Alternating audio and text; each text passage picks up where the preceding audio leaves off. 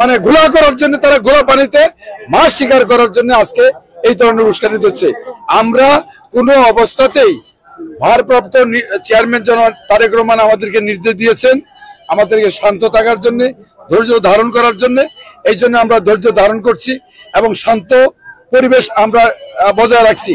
আপনারা জানেন আমাদের ভারপ্রাপ্ত চেয়ারম্যান জনাব তারেক রহমান বিগত 5ই আগস্টের পরে, আগস্ট এবং জুলাই এবং আগস্টের বিপ্লবের পরে আমাদের ভারপ্রাপ্ত চেয়ারম্যান যে তারেক রহমান যে নির্দেশ দিয়েছিলেন, সেই নির্দেশ মোতাবেক আমাদের পূর্বতলার রাজনৈতিক অবস্থা, রাজনৈতিক পরিবেশ অত্যন্ত সুন্দর এবং সুন্দর অবস্থা বিরাজ করছে।